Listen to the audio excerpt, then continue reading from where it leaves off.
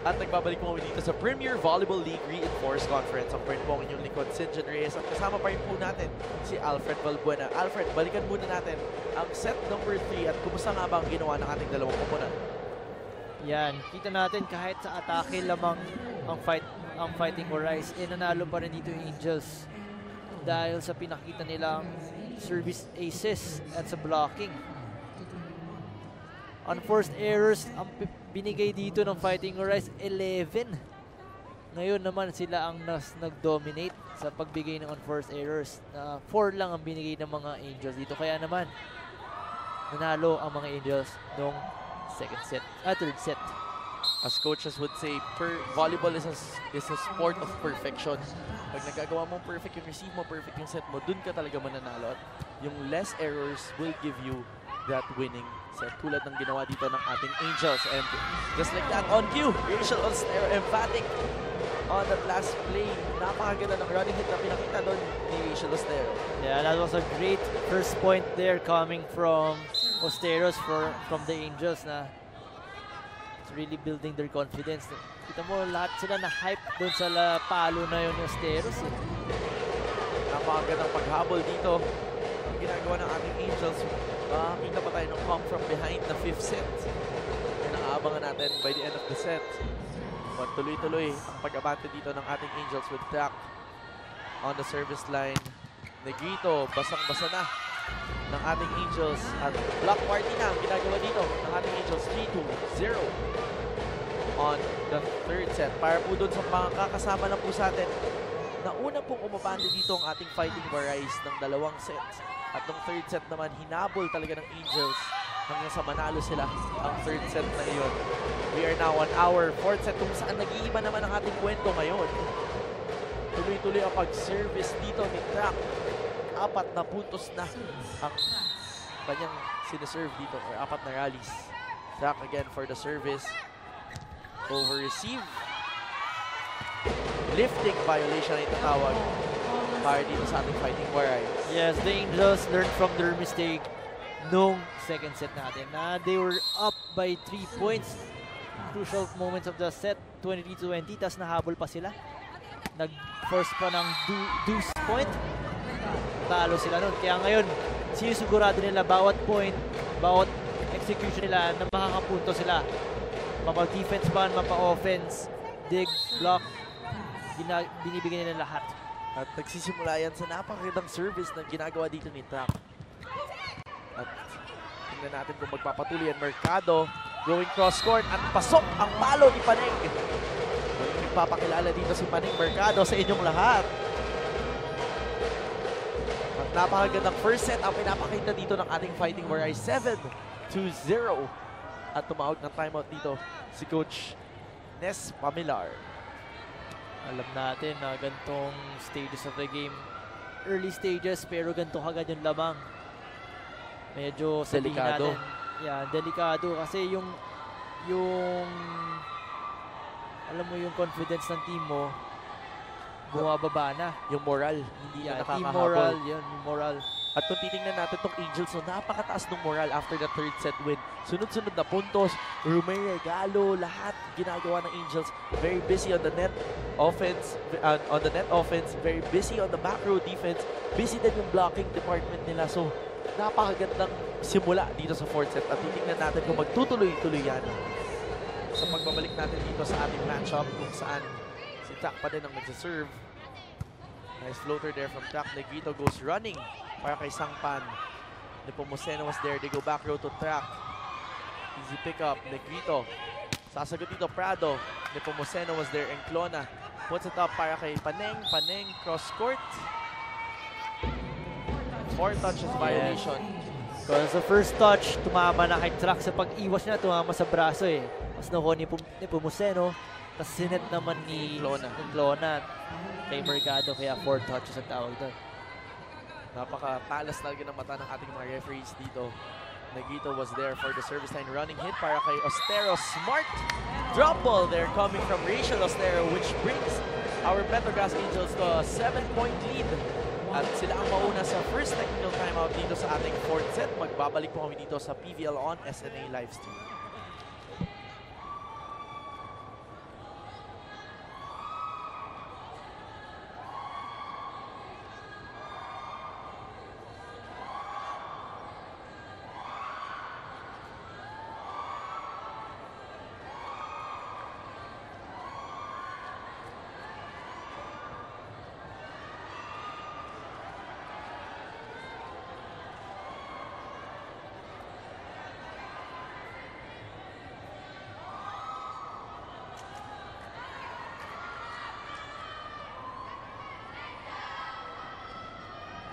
At nagbabalik po kami dito sa Premier Volleyball League Reinforced Conference. Ako pa rin po ang inyong lingkod, Sinjin Reyes. At kasama pa rin po natin ngayong gabi ay walang ibang kundi si Alfred Valbuena.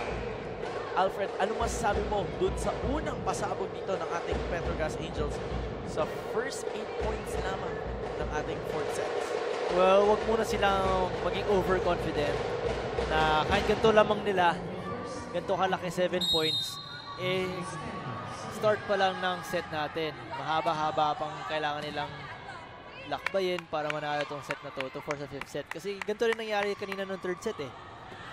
Lumamang yung Fighting Rise natin ng 7-1, 7-0. Tapos, nahabol ng Angels at pinanalo pa yung 3rd set. Kaya huwag tayong maging kampante. At yun na nga, nagsisimula na nga bang humabol dito ang ating Tacloban Fighting Warriors. Yan ang titingnan natin dito sa 4th set. Sangpan on the service line. Saet chooses Mercado. Mercado cross court but blocked there.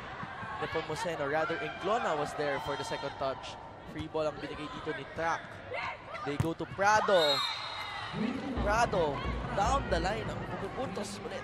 Para dito kay Jovelyn Prado. Yan ang sinasabi ko na nung second set, nabanggit ko na mga Fighting Warriors, alam natin, capable of being a top caliber team na rin dito sa PBL. Kaya nilang humabol kahit anong klaseng tambak pa yan, kahit anong klaseng lamang ng kalaban. Basta, maglaro sila sa team, kung marigilan nila yung confidence sila na anong nangyayari ngayon, like what's happening now, dire-diretso yung puntos, yun, makuha nila yung nilaro nila. Kahit yung 7-point lead nandiyan kanina nandyan, ngayon 4 na lang. Pero mukhang humahabol dito sa panig, ay ang panig ng ating Fighting Warriors. Tatlong sunod-sunod na puntos after the technical timeout. Mercado here trying to score, pero bantay na.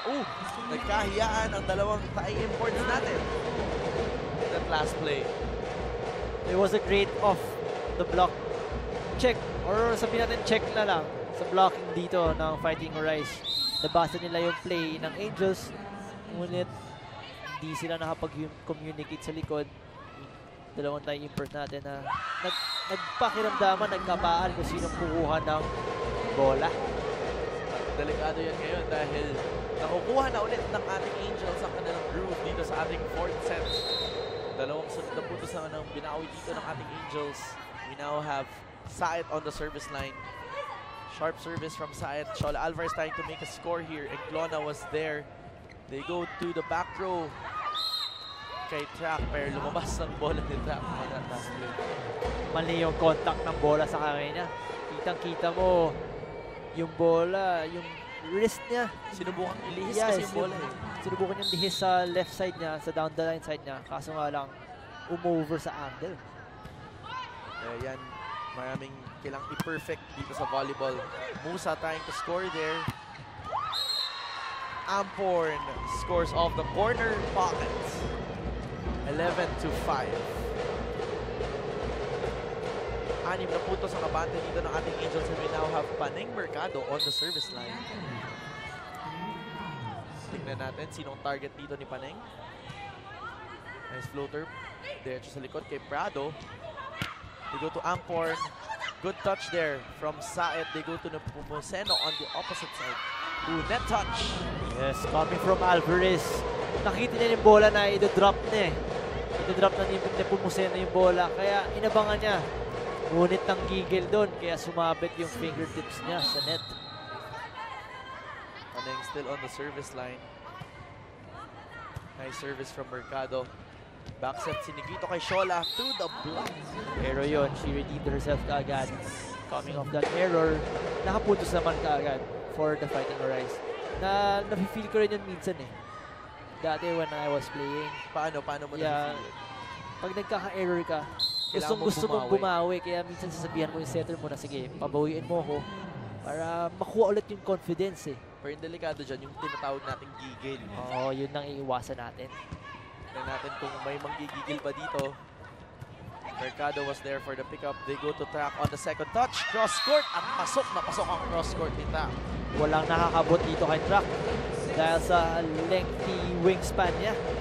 Tapos may talon pa siya, and yung left-handed side pa niya. yung mahirap rin basahin eh. Yung blockers dito, dumidikit sa net pero nakakalimutan natin nila na left-handed siya. Kaya bukas na bukas yung yung cross-court niya. Tsaka malikot yung cross-court ni Duck eh. Kanina nakikita yung angle papunta halos dun sa first line. Meron siyang cross-court na medyo pahaba. Kaya yun ang mga creativity dito ni Duck. And speaking of Track, on cue, on the second touch, again, pumuntos itong si Track. Slash Track. Binubuhat niya ngayon yung isa nilang import na injured ngayon. Si Cooler Gun. Itong si Track, dati siyang rather naglaro siya sa Ukraine at first time niya dito sa Pilipinas. Aabangan pa natin yung si Track sa more games nitong ating Angels. And speaking of Track, tuloy-tuloy ang mag-block dito. Tuloy-tuloy ang puntos niya dito. Lumobo na ang abante dito ng ating Angels ng 9 na puntos. But Coach Jerry on the sideline, hindi pa mukhang ganun kasaya ha. And Coach Ness, familiar naman sa kabilang panig ang tumawag ng timeout dito. Nako, itong mga itsura ni Coach Ness, frustrated yan sigurado sa ganitong itsura from our UAAP games na napapanood natin siya dati and from our TVL games. This is a Coach Ness that's frustrated, Alfred. And anong tingin mo ang sinasabi ngayon ni Coach Ness? Well, binibuild niya ulit yung team moral niya, yung team confidence. Kasi alam niyang kayang-kaya ng team niya eh.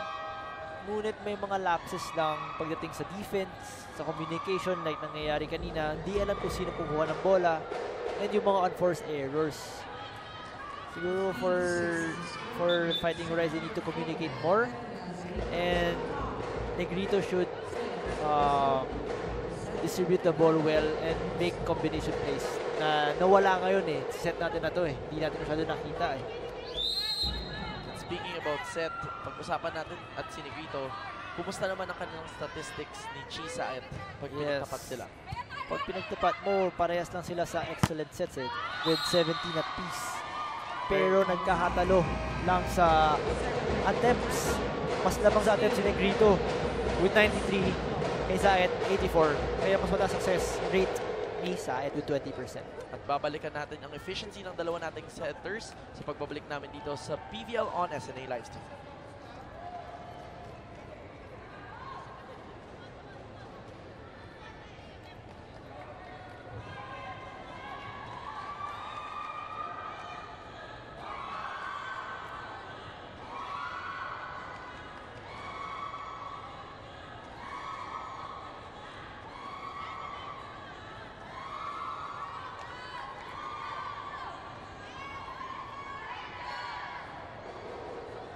Friday.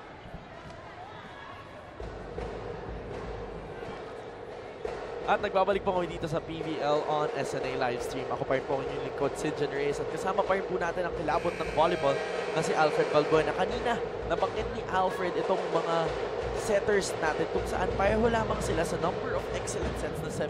Pero tulad nga ng sabi ni Ish Polvorosa last year, ang mahalagang tingnan dyan sa setters natin ay yung efficiency sa setting.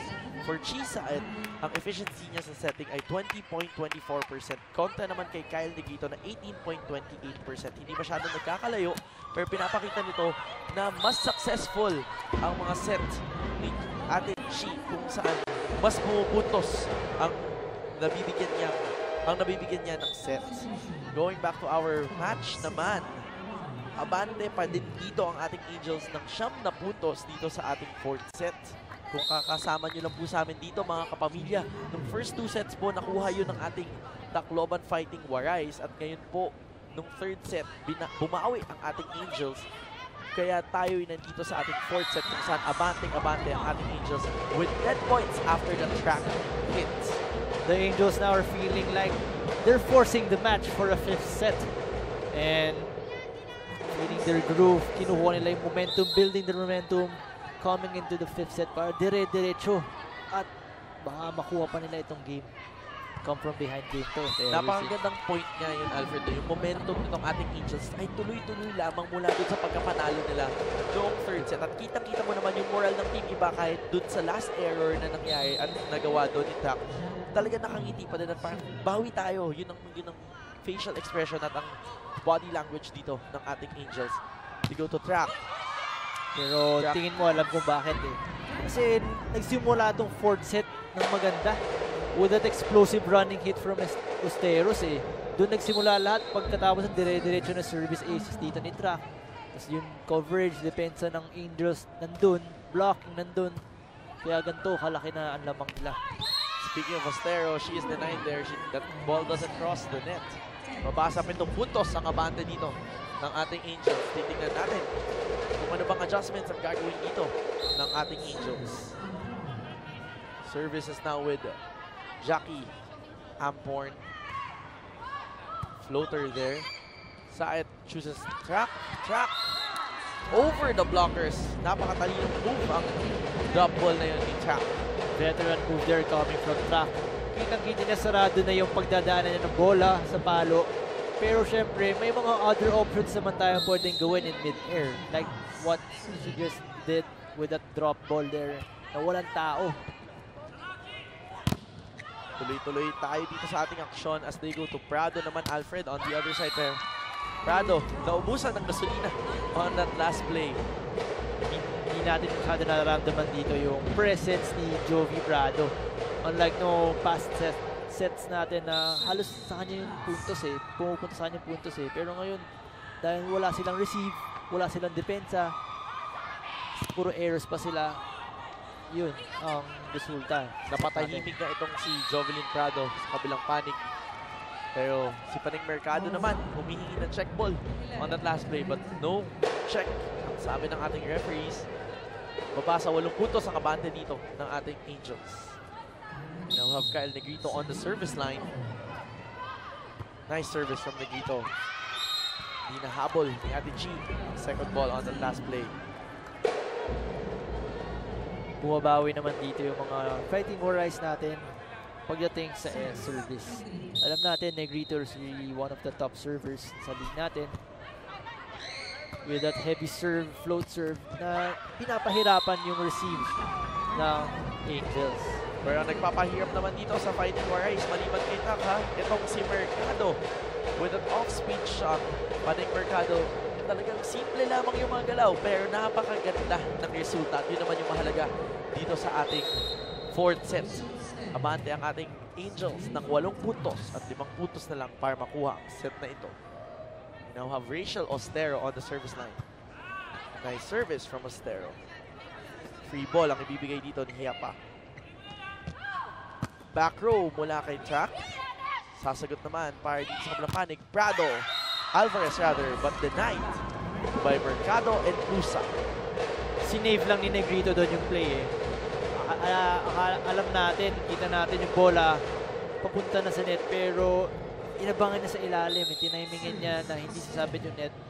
Kaso nga lang, hindi dito nakapuntos ang mga fighting warriors. Alfred, meron tayong tweetan na wala lang siya dito pero may tweet tayo kanina na sinasabi, exciting lagi ang match sa pagitan ng ating fighting warriors at ng ating Angels. Mukhang Bisaya yung nag-tweet nun kasi exciting lagi. Yeah, sobrang exciting naman talaga yung match natin yun. Hindi natin alam kung sino ba ang makakuha ng unang panalo sa dalawang kuponan na alam natin. Pareho naghahanap para ng first win. Sangpan there for the service. Mercado ulit ang pumutos para dito sa ating Angels. It's 22-13. 9 points na po ang abante dito ng ating Angels. And they have a full front line dahil si Chi Saet ang nasa service line. Saet for the service. Prado was there for the pickup. They go to Prado for the hit. Saet with good coverage there. Mercado with a soft touch. Musa was there for coverage. They go to the other side kay Nepomuceno at that soft touch works for Kay Nepomuceno. Napapansin ko dito for the Angels, lahat ng pinupunto sila ngayon, mga off-spin lang, mga simpleng plays lang, hindi kalakasan, pero pumupuntos. Yun naman talaga importante dito sa volleyball Kasi pag pumalo ka naman, or nag-bounce ball, hindi naman kagad 3 points yun unlike sa basketball.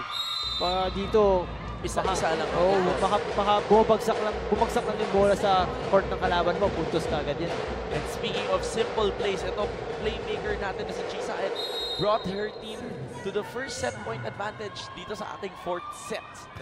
Will she be able to extend it to a 5th set? Titingnan natin dito. Negrito goes to Alvarez. Alvarez goes down the line and says, not yet. Para sa panig ng ating Fighting Warriors. As we know, the season MVP and si Nevi Shola Alvarez. Palaban yan. Hindi yan magpapatalo ng basta-basta. Kailangan kahit ganito kalakas yung lakalamang ng kalaban, kuha pa rin nila yung momentum. Nepomuceno ends the set with an over the blocker down the line hit. 25-40. Napakaganda ng pinakita ditong pagbalik ng ating Petrogras Angels dito sa ating 4th set, Alfred. For the Fighting Warriors, we know they're really capable of this 5th set. Sanay sila din sa mga gantong laban eh. At titingnan natin kung tuloy-tuloy ba ang momentum dito ng Angels o babawi ba ang ating Fighting Warriors sa pagbabalik namin dito sa PVL on SNA Livestream.